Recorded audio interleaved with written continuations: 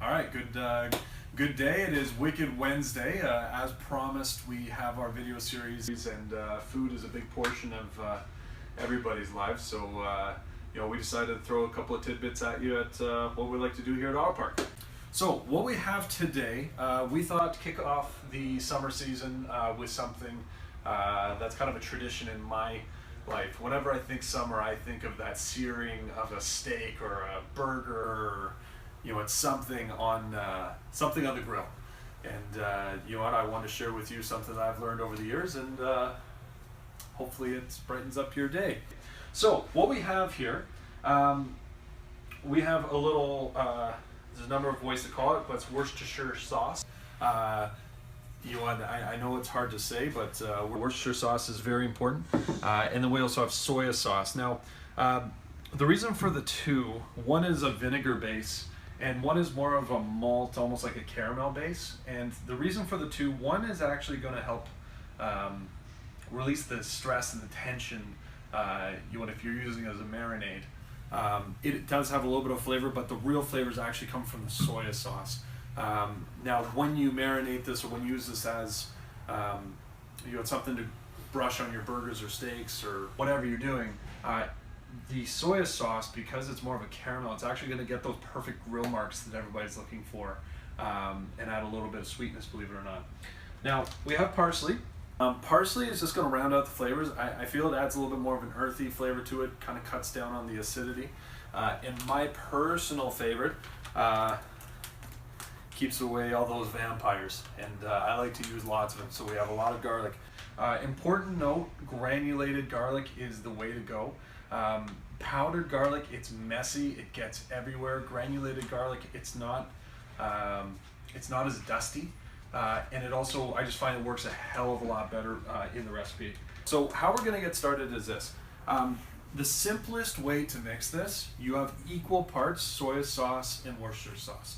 So it doesn't really matter. I almost made it in two. And if you notice this beautiful container, I'm using a sealable lid because you can reuse this sauce time and time again. I don't know what the shelf life is, but I usually keep it in my fridge for about a week, maybe cover 2 weekends off. So essentially, equal parts. Don't be afraid.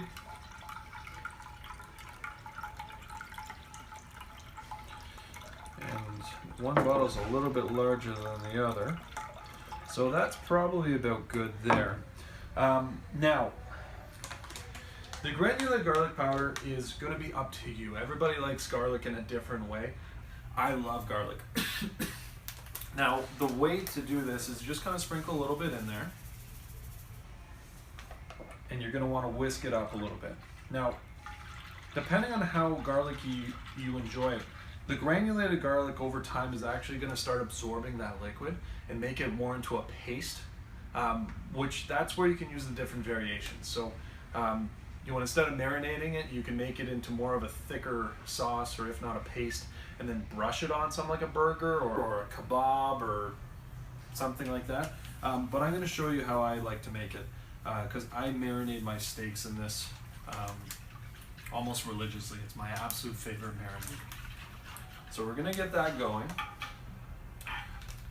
And the parsley, I'm gonna say maybe about a tablespoon. And as I said, it doesn't have to be crazy, but it's just gonna round it out. Now, I use dried stuff because it's sitting in liquid, and it's gonna be sitting in liquid, in some cases overnight. So we're just gonna let that kind of hang out. Now, if you can see here, Calvin, if you move up a little bit closer, you can already see it's starting to get a little thicker, and that's only with about half of the garlic that I would normally put in. So, it's really important just to let it sit for a few minutes just to see how it's going to react. It's going to differ. Now, some different applications, just if you're wondering how I use it, any sort of steak, you got to be very careful because it's very salty. There's lots of flavor put in there, and with the amount of soy sauce, there's a lot of salt content in that. So if you're marinating a steak, I'd only recommend a couple hours, marinated room temperature. Make sure to flip every 20-30 minutes just so you have a overall. And what you're actually going to find is it's going to brine that steak in the first little bit. It's actually going to go into it a little bit. and that's where the flavor is. It's going to get nice and crispy grill marks. Now, if you're doing a tougher cut of meat, as I said, just be very careful with how much soy you put in. You might maybe want to put a little bit less soy. Flank steaks, this works really great with. That's something you're going to want to marinate for at least 24 hours because flank steaks are very tough, and the Worcestershire sauce will actually help loosen up that steak quite a bit.